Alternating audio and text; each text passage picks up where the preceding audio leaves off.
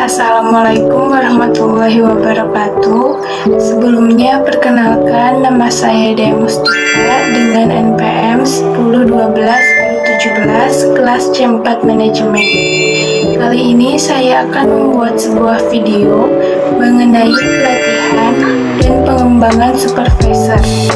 Video ini saya buat untuk memenuhi tugas UTS mata kuliah Manajemen SDM dengan dosen pengampu Ibu Leli Nirmalasari SPD MM. Berikut video yang saya buat. Selamat menyaksikan. 3, 2, 1.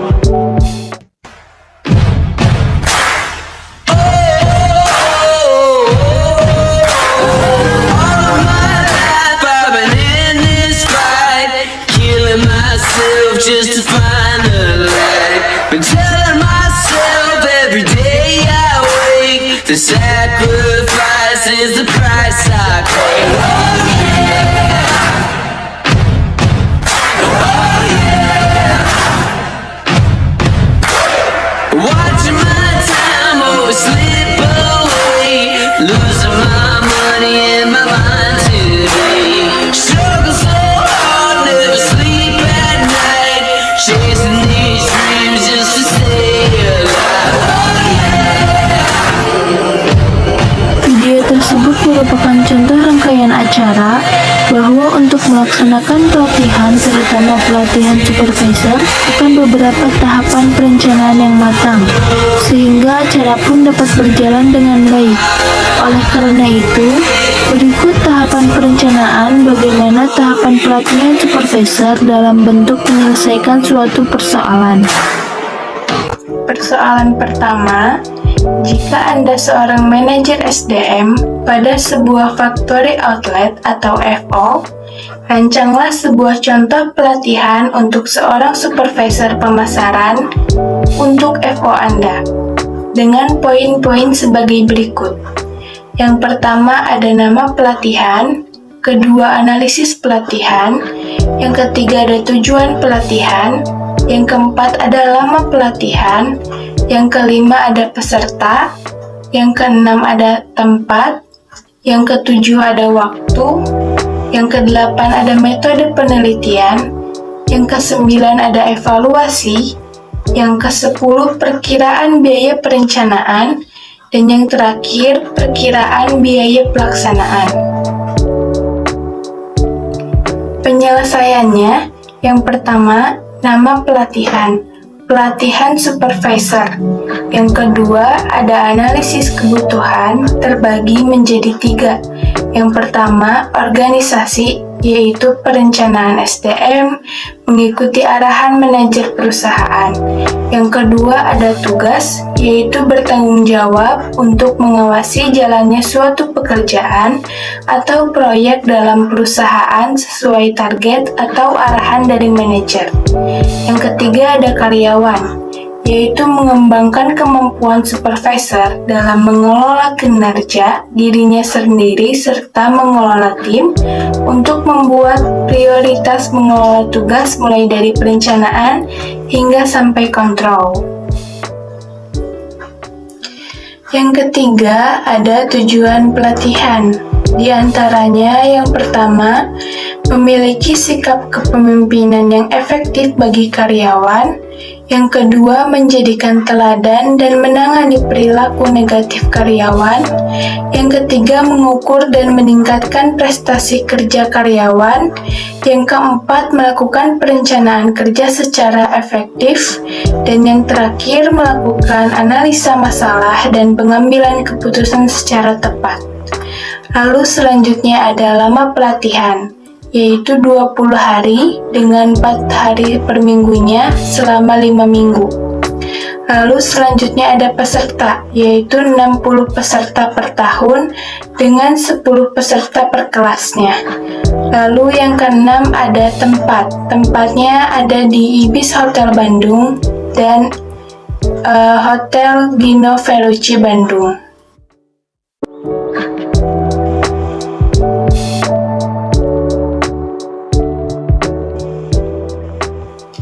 Selanjutnya ada waktu, yaitu pelatihan akan dimulai pada minggu pertama bulan April, Juni, Agustus, Oktober, dan Desember.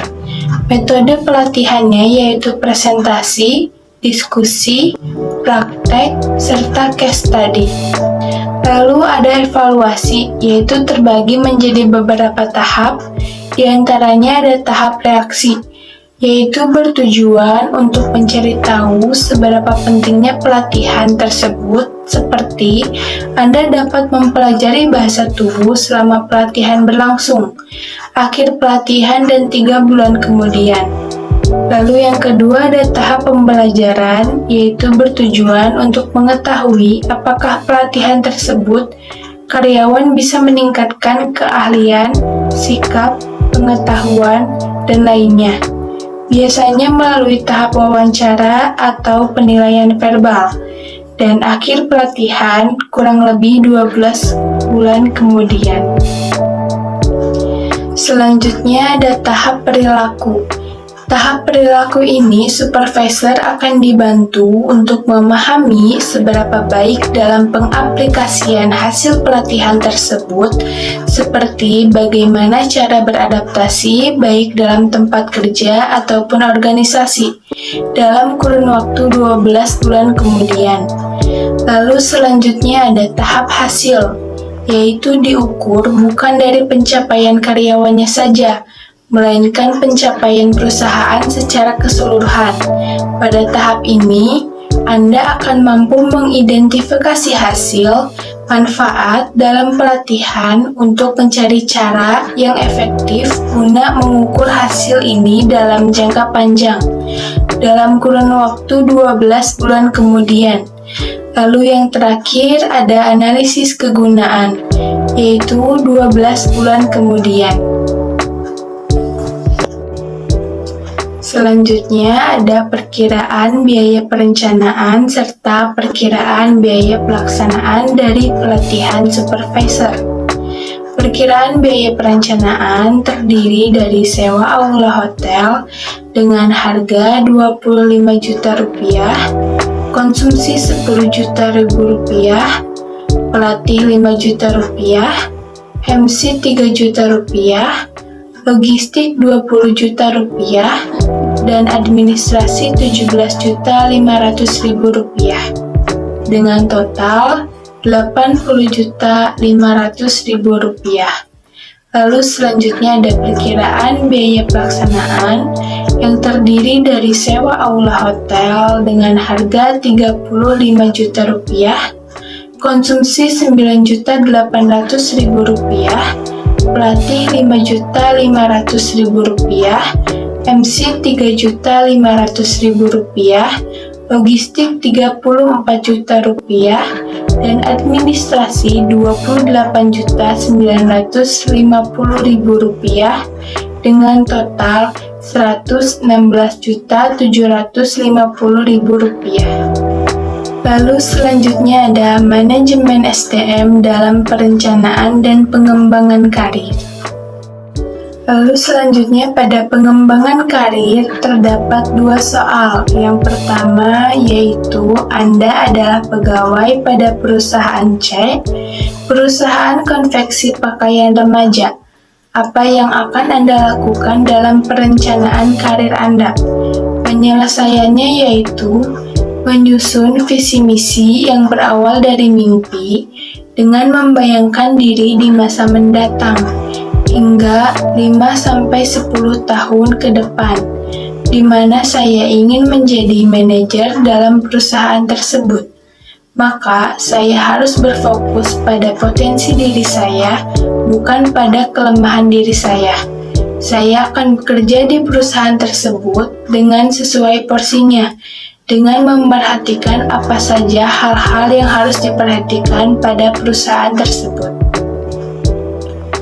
Selain memperhatikan dan belajar cara memproduksi pakaian remaja pada konveksi tersebut, saya harus bisa cermat dalam membaca tren dan peluang karir di bidang ini dengan metode SMART, yaitu specific, measurable, achievable, realistic, dan time-bound, di mana hal tersebut banyak digunakan dalam perencanaan karir karena lebih spesifik, dapat dicapai, realistis, dan memiliki tenggat waktu dalam pencapaian targetnya. Lalu, pada persoalan kedua, yaitu saat ini Anda sudah menjadi Direktur SDM dalam perusahaan C. Perencanaan dan pengembangan karir, apa saja yang akan Anda lakukan untuk karyawan Anda? Penyelesaiannya yaitu yang pertama, membangun komunikasi dengan karyawan. Jika komunikasi lancar dengan karyawan, maka karyawan pun akan terbuka pada saya. Dan saya sebagai manajer dapat mengetahui masalah dan keluhan mereka selama bekerja. Bisa saja salah satu karyawan tersebut memiliki ide atau gagasan untuk perencanaan karir. Namun karena komunikasi yang kurang lancar dengan manajer, membuat karyawan tersebut sungkan untuk mengungkapkan gagasannya. Selanjutnya yaitu memenuhi kebutuhan karyawan dengan mendukung karyawan dalam perencanaan karirnya. Mereka bisa menggunakan fasilitas yang tersedia dan yang dibutuhkan oleh mereka untuk membantu kebutuhan mereka, seperti membiayai kursus online seputar bidang perusahaan. Lalu selanjutnya yaitu menyesuaikan target dengan visi misi perusahaan.